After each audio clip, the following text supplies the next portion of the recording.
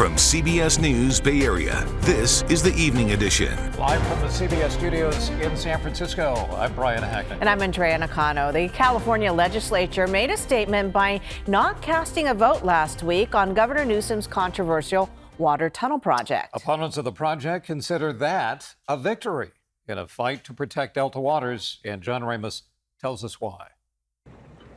Gavin Newsom tried to fast-track the Delta Conveyance Project so that it could be fully entitled and ready to go by the time he leaves the governor's chair.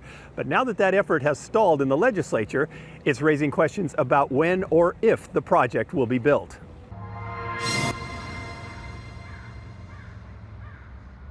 Ileton sits frozen in time, a relic from the Old West past.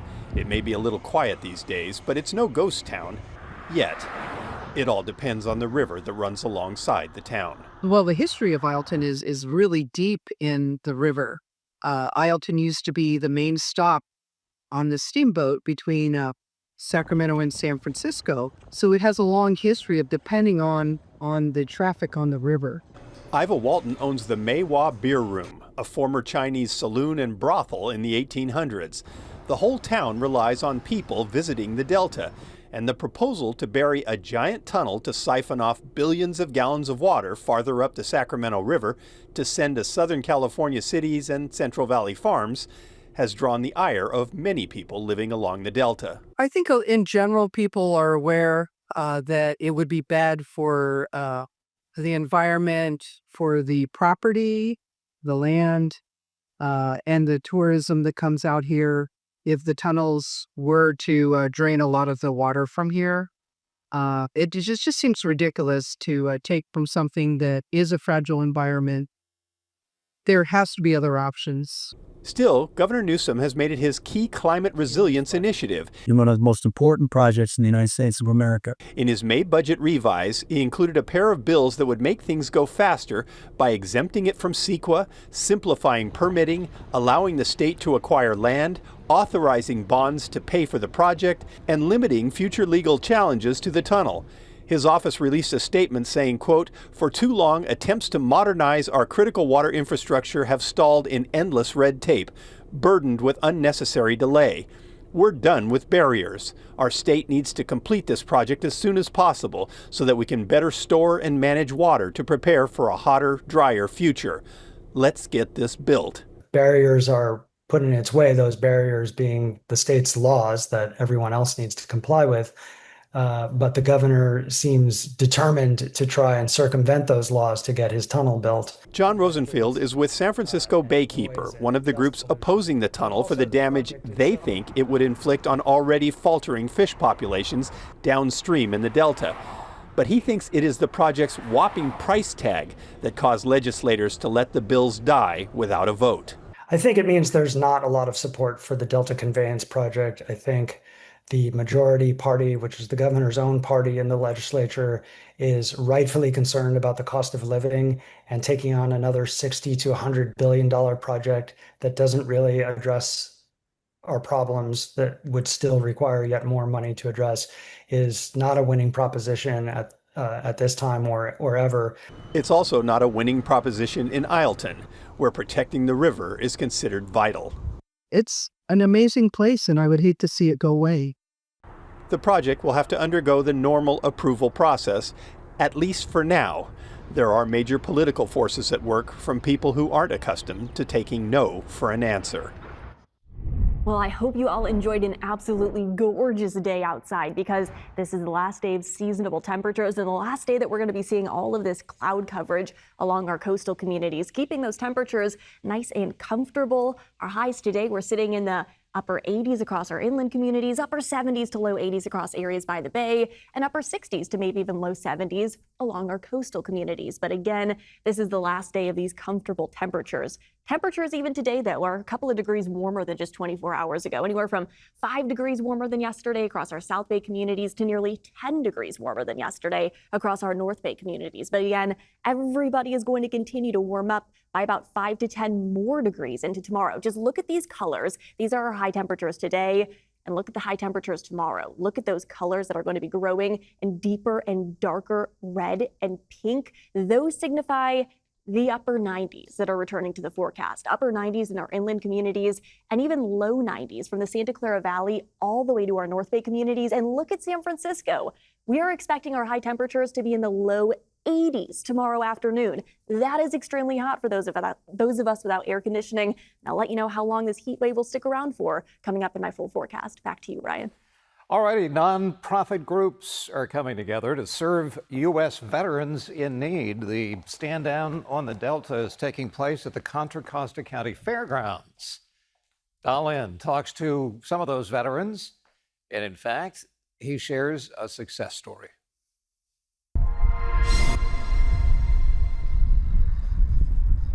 For a few hours, Marine Corps veteran Deborah Taylor can focus on the fishing rod in her hand instead of worrying about where she'll sleep tonight. And I've been fishing since I was a little girl. I thought it'd be fun to come out. She caught 3 fish on Sunday at the Antioch Regional Shoreline, but her biggest hope is to land permanent housing. Right now, she sleeps in her car. Hoping to find housing in Antioch, city of Antioch. Deborah attended the 4-day Veterans Resource Fair known as Stand Down on the Delta this weekend to connect with service providers. The free event is organized by Delta Veterans Group. About 70 organizations came together at the Contra Costa County Fairgrounds to provide veterans with services like haircuts, medical checkups, dental care, food, and housing placement. The fishing trip is about more than catching and releasing. It's about healing the mind. It's about getting veterans that serve their country to serve their community. So we give them that new mission, and this fishing is part of that, is to really teach them how to reconnect into their community so then they can launch off just like they did in the military. J.R. Wilson, founder of Delta Veterans Group, says if veterans can thrive mentally, they're more likely to succeed physically. Navy veteran Gabriel Alfonso is living proof. I was homeless on the streets with my dog. Then it felt like no one cared for me. And my life changed when I walked through those doors of the stand down. He found a job, a home, and a new life. Now he volunteers at the event, his new mission. It's nice to be able to encourage and give hope to another veteran because I've been in their shoes before. Say, yeah, I need a hand up. Can you help me out? When they're willing to do that, there are 1.3 million hands being stretched out to try and help them. Deborah is ready to take that hand. She served her country for 4 years. Now she just wants a roof over her head. Well, I have an interview on Monday, so prayerfully things will work out. I feel very optimistic. I think things are going to turn around. The organizer, Delta Veterans Group, estimates they'll help close to 500 veterans and their families at this 4-day stand-down event. The event wraps up on Monday. Now to another effort against homelessness in Berkeley. Outreach workers moved nearly all of the residents out of their RVs on 2nd Street between Cedar and Page. They have now been placed into a motel. The process works so well that it's now being looked into by researchers at UCSF. And this is what the encampment used to look like, several blocks lined with vehicles and trash. Ryan Yamamoto introduces us to a man who once lived there and is now looking to turn his life around. Oh, it was great. It was earlier this year. About 4 months, I'll say. Mike Jones took the step to leave the streets. Life-changing, tell you the truth. And take a room at this Berkeley motel. The rooms are beautiful. You get a shower, you got your microwave, you got a fridge, freezer in there. Freezer's a little small, but don't worry about that. But the conditions, much different from where he used to live. Oh, other van. A van he called home for nearly 10 years. As part of an RV encampment on 2nd between Cedar and Page, where dozens of people had taken over the streets. I think there was only one word to describe it, which was dangerous. Peter Radu with the City of Berkeley's Neighborhood Services says it had become a health and safety hazard. Scattered needles, raw sewage, active rodent burrows, you name it. Between August of 2023 and July of 2024, police were called out 369 times, 1/3 for high priority calls. The fire department called 81 times, 38 for fires, 43 for medical emergencies. For Mike Jones, then it started getting worse. He knew it was time to leave. Well, the program chose me. I won't even say I chose the program. I say the program chose me. They came around, you know, they had a plan, and I needed change.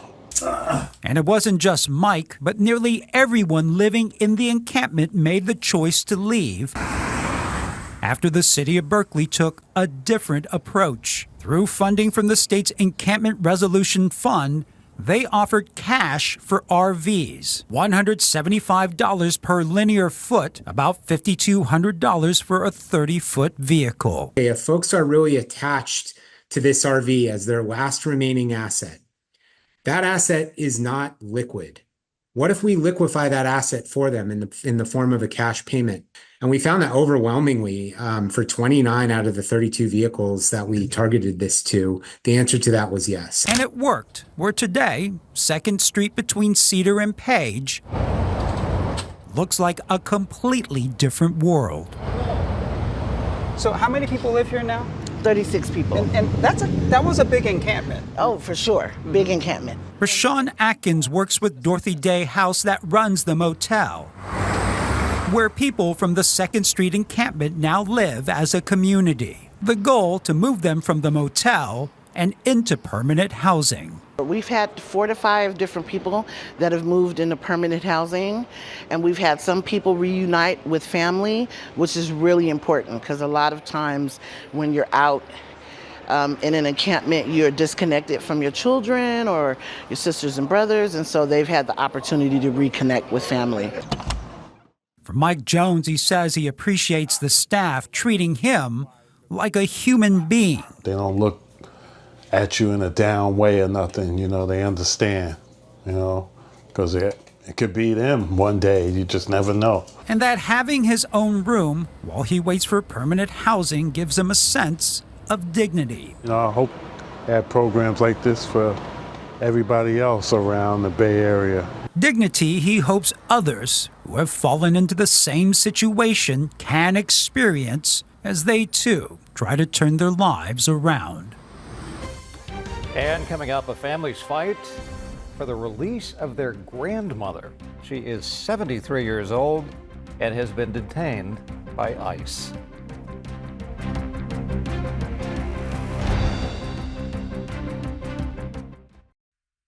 Welcome back. Now to the fight for the release of a 73-year-old grandmother.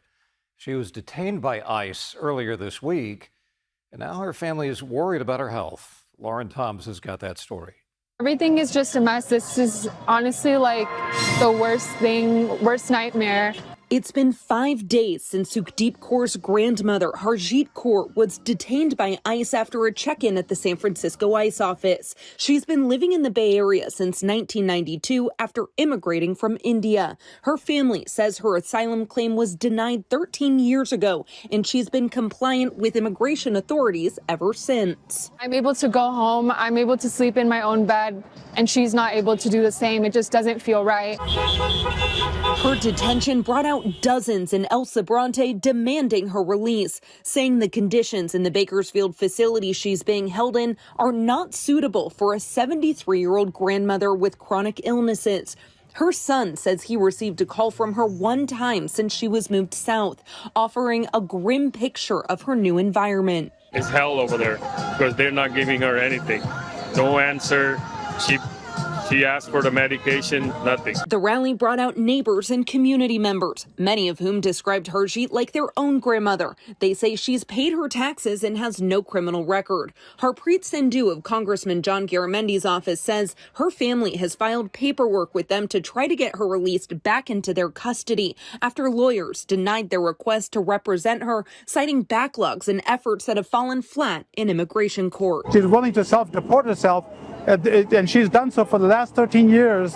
This ICE has asked her to come in every 6 months, and she's done so. So we're trying to find out, where did she go wrong? More than 110,000 people have been arrested by ICE since President Trump returned to office, declaring he would deport violent criminals from the country. We have thousands of people that are some murderers and some drug dealers and some of the worst people on earth, some of the worst, most dangerous people on earth.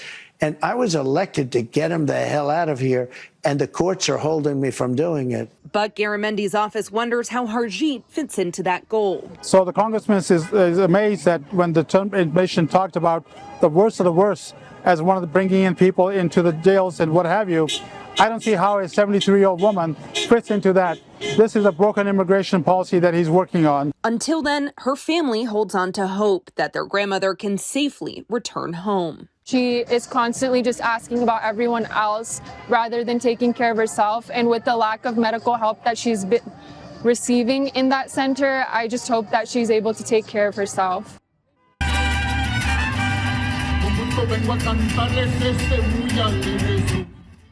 Despite fears surrounding President Trump's immigration crackdown, the San Francisco Giants are celebrating Hispanic Heritage Month. Oracle Park hosted a Fiesta Gigantes. A mariachi band was playing at Willie Mays Plaza. And inside the park, there were traditional Mexican folk dancers, and this is all ahead of an exhibition series with the Monterrey Sultanes from Mexico next year. What makes us special is our people, and what makes the San Francisco Giants special is our fans, and the Latino community plays such an important role in both of those. The series kicks off March 22nd, and the Giants will also be debuting their new Gigantes uniform. And it was a gorgeous day to get out there and watch some baseball. It might have been a little bit hot, especially if you were in the direct sunlight. There is some fog, though, that's re-emerging along our coastal communities. This is our view from on top of the Mark. This is looking west towards the coast where, yeah, you can see that thick layer of fog. But this is our view also from on top of the Mark, but looking east, where you can see a good amount of sunshine. There is a little bit of fog in the distance, but again, that fog is really constrained to our coastal communities, while our inland areas are going to be seeing quite a lot more sunshine. The coast, like San Francisco, mid-60s. It's calm, it is comfortable, a little bit foggy, but overall, a really lovely, calm, and pleasant evening. Inland areas sitting in the 80s or 70s. Overall, it is nice out there right now, and it is not going to stay this way forever. So that's why I want everybody to appreciate and enjoy this evening. Enjoy the little bit of cloud coverage that we're seeing along our coastal communities, even in San Francisco. That's keeping our temperatures cooler. Inland areas, yes, you're still seeing quite a lot of sunshine, but your temperatures today were mild. They were in the upper 80s. There is going to be a lot of fog that's going to arrive overnight tonight and waking up early tomorrow morning, and that fog might stick around our coastal communities tomorrow afternoon. However, it is not going to keep those high temperatures all too much cooler. Maybe directly along the coast, but still, it's going to be in the low 70s along our coastal communities. Inland areas, you're going to be seeing those high temperatures in the upper 90s for our inland East Bay communities. Even down into the Santa Clara Valley, you'll be in the low 90s along with our North Bay communities. And look at San Francisco. Downtown, we are likely going to be getting to the low 80s. And those of us without air conditioning, that is extremely hot. You better be prepared for it tomorrow. And it's likely going to stick around into Tuesday. Look at Tuesday's high temperatures. It actually only gets hotter across our inland communities, where we are expecting those high temperatures to be hovering right around that triple-digit mark in places like Fairfield and Antioch. Down into the Santa Clara Valley, you could potentially get into the mid to upper 90s.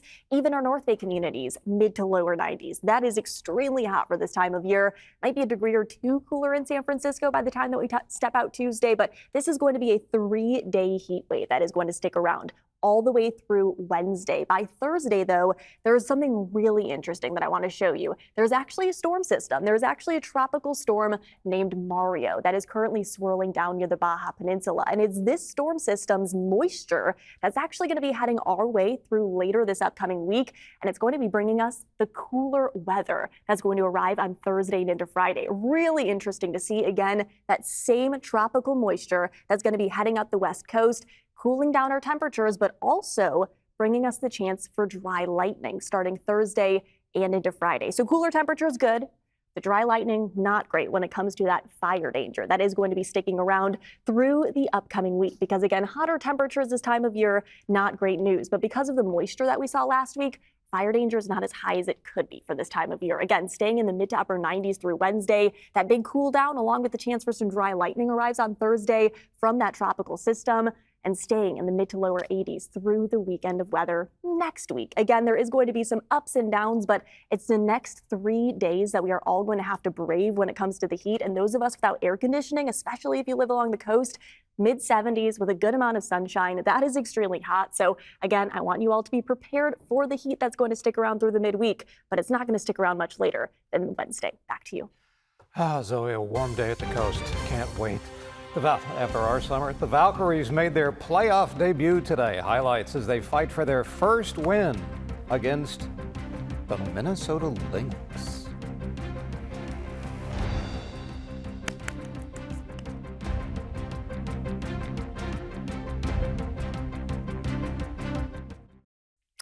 Well, the Golden State Valkyries suffered a big loss today in Minneapolis after losing to the Minnesota Lynx by 29 points. Our Kelsey Thorne has the latest on that. The early tip time didn't stop hundreds of fans from heading over to Thrive City Sunday to catch the Valkyries' first ever playoff game. I woke up at 6 in the morning to get ready for this game. Oh, when you come out early, you're a fan. You're a true fan. Out here it's 10 o'clock on the West Coast, so I had to get up at 5 o'clock to get my game plan ready for myself. GSV! GSV! The Valks faced the #1 seed Minnesota Lynx in Minnesota. And while fans knew it was going to be a tough game to win, they remained hopeful their team could pull it off. This is crazy that we're even this deep into just playing basketball still. So 8 seed in playoffs, that's tremendous. You can only be beat so many times before you start winning. So me and my coach been talking about it, and we just can't see them losing to them 5 straight games. The first quarter was promising with the Valks coming out the gates hot, but then Minnesota showed why they are the #1 team, ultimately beating Golden State by 29 points. Still, these fans are holding on to hope that the Valks could pull off an upset. The series is best of 3, and the next game will be played here in the Bay Wednesday night. This was a blip, right? Now they know what they need to do. We won't get spanked like this again. And Wednesday, they're going to bring it. And I saw Veronica being mad. And when Veronica's mad, you better watch out. I'm still feeling great. I can't wait to watch them come play at home. We'll be at SOP on Wednesday. It's going to be so much fun anyway. You know, the Lynx are #1 seed, so I think we played really well against them. And that's all we can ask for. We're in the playoffs. We believe, right? We believe. That's a good thing about a series, right? Is you can lose a game and it still doesn't matter if you win the next 2. That's right. That's right. Nothing is preordained. Well, coming up in our next half hour, Bay Area Transit is getting life support. Next, the regional tax measure you can expect to see on your 2026 ballot.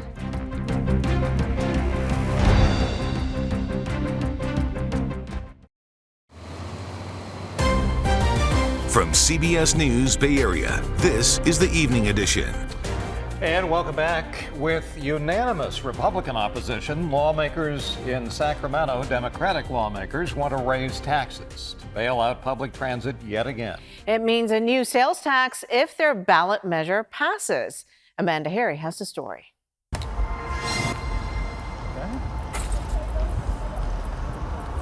For Carter Lavin, public transit is a way of life.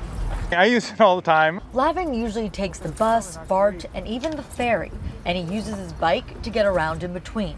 He says all those options are necessities for those who use them and for those who don't. Without BART, freeways are a parking lot. Without the local bus, people are not able to get to work. But whether or not public transit stays running and reliable is up in the air.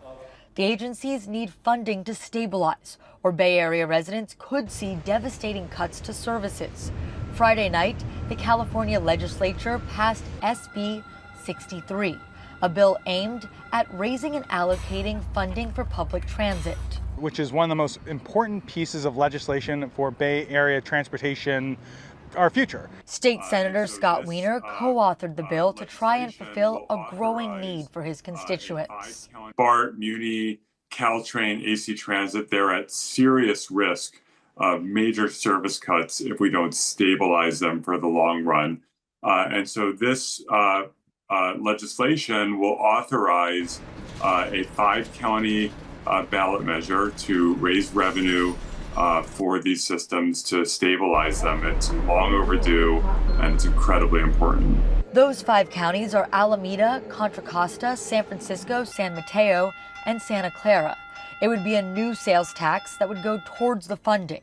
The default rate is 1/2 cent. In San Francisco, it would be 1 cent to support Muni. None of us likes to pay more taxes, but we're going to have to really explain to the voters and make the case that this is essential and that it's worth doing this, because the alternative is just not tenable. Weiner says without the funding, BART could collapse, and Lavin agrees. Without this funding, we're looking at 85% reduction in BART service. That is stations being closed, that is communities not having a BART, that is people uprooting their lives. The measure still has to be approved by Governor Gavin Newsom. Then signatures need to be collected to get it on the ballot in November of 2026. Lavin says this measure could change the trajectory of Bay Area transit. If it passes this fall 2026, that will provide hundreds of millions of dollars every single year for transit throughout the big 5 Bay Area counties for 14 years to come. So this is a long-term investment. This is this kind of foundational piece of transit funding that the Bay Area has always lacked.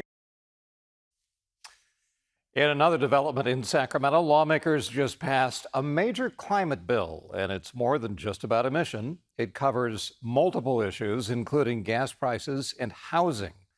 The bill would extend a cap-and-trade program through 2045.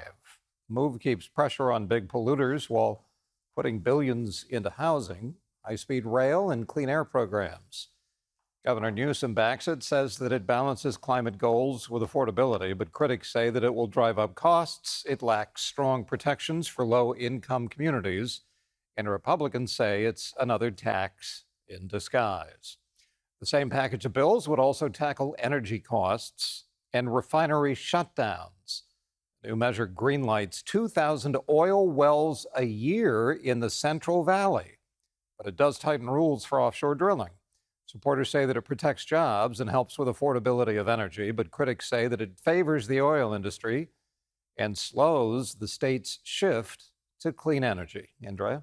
Well, a new bill just passed by state lawmakers may make it easier for some students to get into California colleges.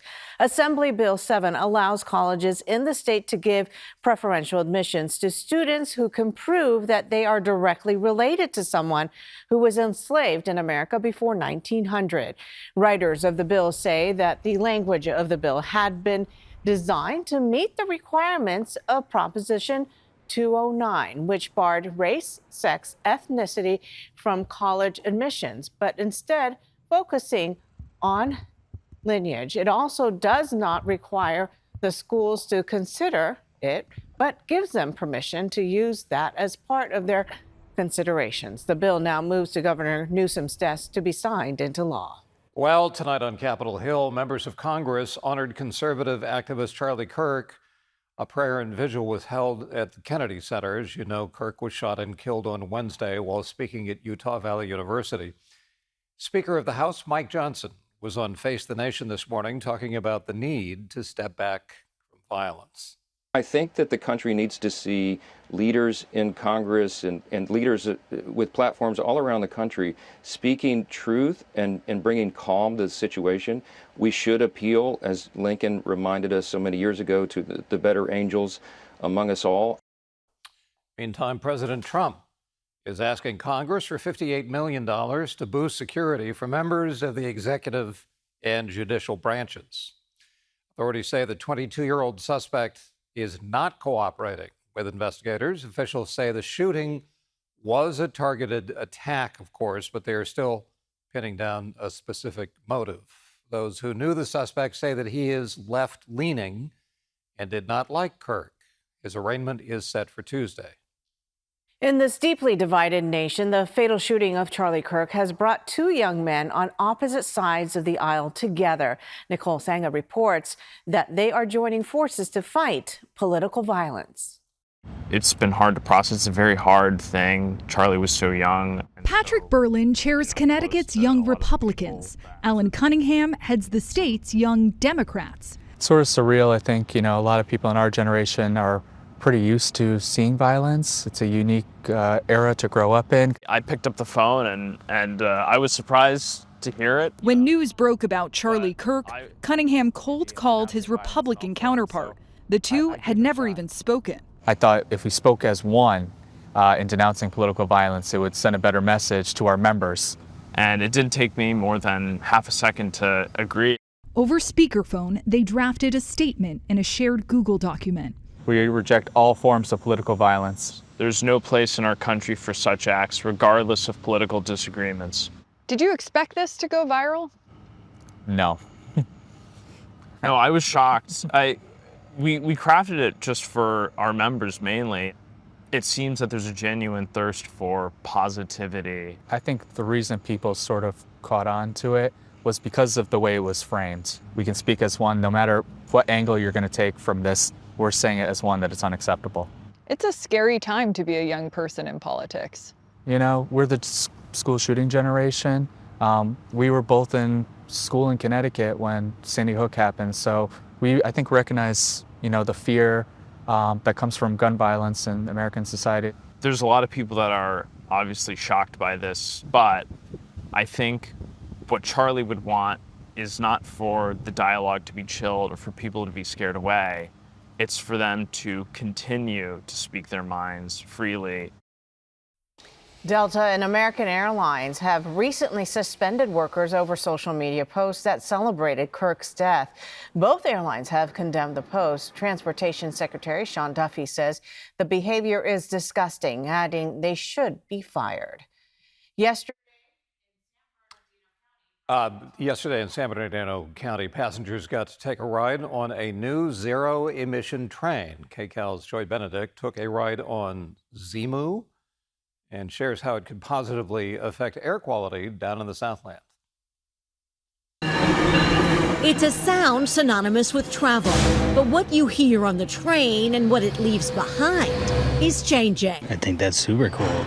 Less pollution. As the newest technology on the track is opening its door to passengers this weekend. We are inside the new, what we call Zemu. A zero-emissions, hydrogen-powered passenger train, a first to ever hit the rails in North America. It uses a hybrid hydrogen fuel cell battery technology for its propulsion, and it only emits water vapor. Tim Watkins is the chief of legislative affairs for the San Bernardino County Transportation Authority, which has been working on this project for 6 years. This idea was born out of just a need for SBCTA to provide a quality transportation project while addressing the air quality. The train was manufactured by the European company Stadler, and it first shipped to Colorado for testing. This vehicle set a world record for distance traveled on one fueling. Literally ran for 46 hours without having to refuel. It arrived in San Bernardino last summer, where it spent another year being tested at signals and riding the rails at night when the tracks were empty. A lot of that testing is designed to test the communication systems with the crossings, to make sure all the lighting and signal work is effective. But now Zemu is ready to roll in prime time, taking over starting Saturday on the 9-mile route between San Bernardino and Redlands, aimed at reducing pollution. It's quality of life aspects for people who live here in San Bernardino County, especially those who live near the corridor that it runs upon. So not only is this new train good for the environment, but it also is good for the passenger. It has a state-of-the-art interior, offers free Wi-Fi, and get this, free charging at every seat. The high-tech rail car does come at a cost, $20 million to be exact, double the price of a standard train. It is more expensive to be first, but in this county it was important that we look for clean solutions.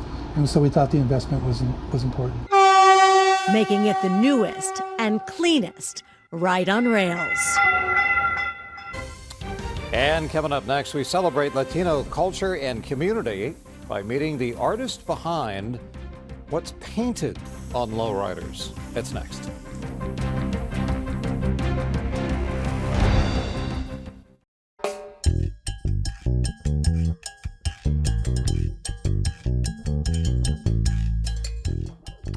As we prepare to celebrate Hispanic Heritage Month here at CBS Bay Area, we are shining a spotlight on lowrider culture, and part of that culture is the art. It is. Our Suji Nam introduces us to a man who found his passion when he picked up an airbrush and painted his own lowrider 15 years ago.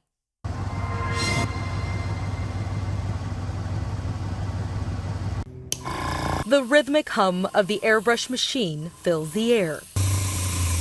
As Eric Avalos, a lowrider mural artist, works out of his shop in Hayward. The background is going to be the Golden Gate. Precision is key. Each stroke of his airbrush brings these details to life. Like this one, it takes like a week, 2 weeks to do just the airbrushing. His journey as a lowrider mural artist began about 15 years ago. Avalos traded his chef's apron and kitchen utensils for some painting supplies and a blank canvas. I started my garage way back in the days. And for the past 5 years, he's been painting lowriders showcased in the San Francisco Lowrider Parade. It's over 100 cars. Like every single car is like I say, is different. There's patterns. You're gonna see a lot of cars over there on the parade in the city. So it's gonna be a lot of my work right there. Avalos believes lowriders are more than just cars. They bring people together to celebrate community and culture. You can play with it. You can load the front and then be riding with the front end all the way up.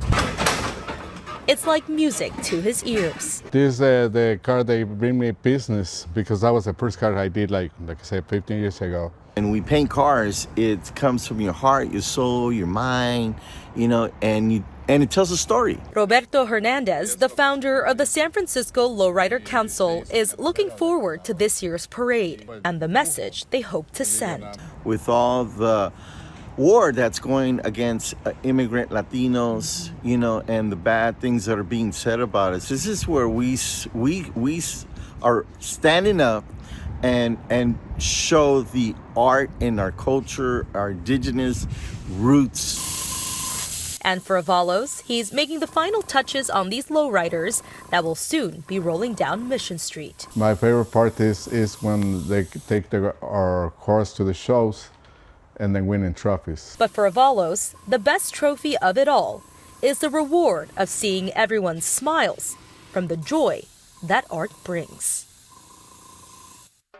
And we'll continue to bring you stories at the heart of lowrider culture, all leading up to our coverage of San Francisco's Lowrider Parade.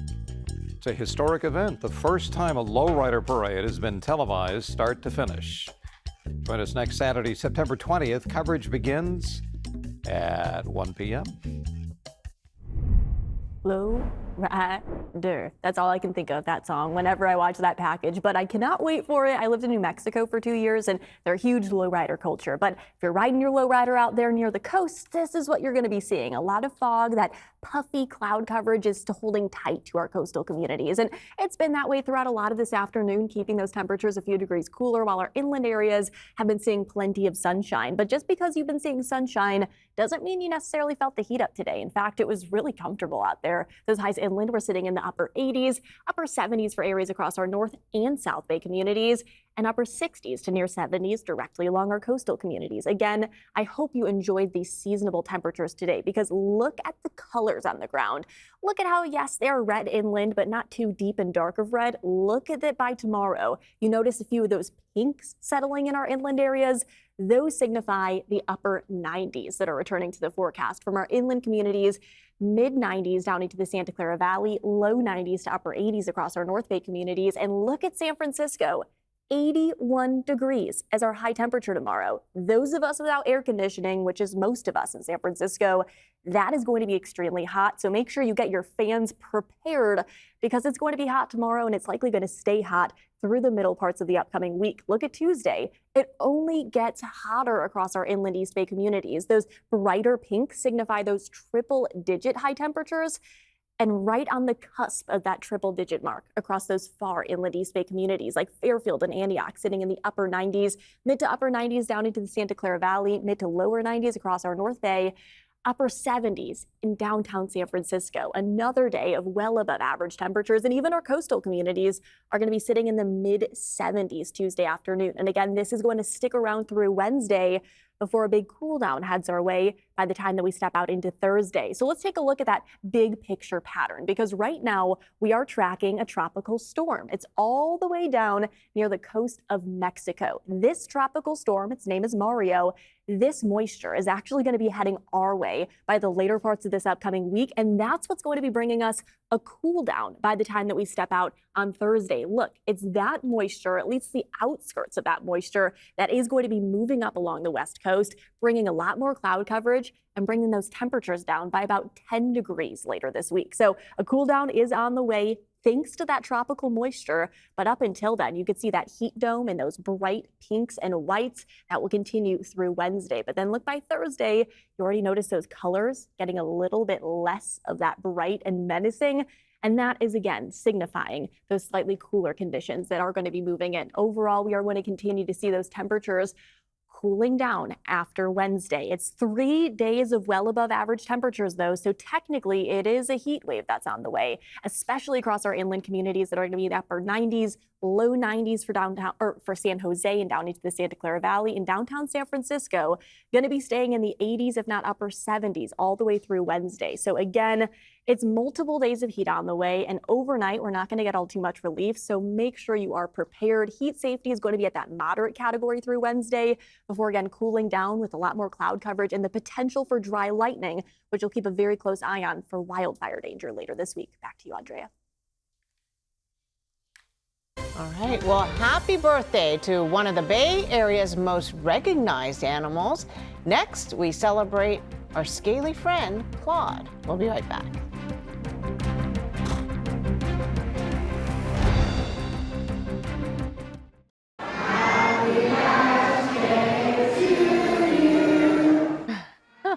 We end tonight with a happy birthday to one of our favorite reptiles. In the still waters of this indoor swamp, a rare and otherworldly creature glides just beneath the surface. Claude, an albino alligator and one of the most beloved residents of San Francisco's California Academy of Sciences, is celebrating a milestone few of his kind ever reach, his 30th birthday. He's watched over by a team of expert caretakers, including biologist Jessica Witherly. All of our animal care biologists take care of different animals here. So some days I'm looking at starfish with our microscope, and other days I am climbing into this pit and feeding Claude with my other caretakers. The Cal Academy of Sciences is home to over 38,000 live animals, but none quite like Claude, whose rare condition makes him one of a kind. Claude has become this massive icon to the San Francisco community. Everyone loves him and his story. He's got 2 children's books, and we get news articles or info from kids across the United States saying how much they love Claude. So he's kind of become this iconic character. Born without melanin, Claude's brilliant white appearance is the result of albinism, a genetic trait that would make survival in the wild nearly impossible. But here in San Francisco, as a rescue, Claude is not just surviving, he's thriving. He would not survive in the wild as an ambush predator, and then everyone would be able to see him. They'd unfortunately eat him, and also he would get sunburned and turn into a very uncomfortable pink alligator. From regular health checkups to gentle scrubs, Claude receives the kind of care that ensures a life as relaxed as his temperament. He's a very calm guy. A lot of people don't think he's real because he doesn't move that much. But I've never been scared. Luckily, at the Cal Academy, we train our staff and have tons of opportunities, so we feel very confident and comfortable whenever we're working with our animals. And although Claude may be a little bit different, here in the Bay Area, he's right at home. Oh, he looks right at home. He got a big grin on his face. I've seen him in person. He is so cute, and I love him so much. I'm so happy we have him. Happy birthday. That's going to do it for now. We'll see you back here at 11 on the old-fashioned broadcast side. Until then, the news continues streaming on CBS News Bay Area? Oh, that's it. Yeah, okay. Good night.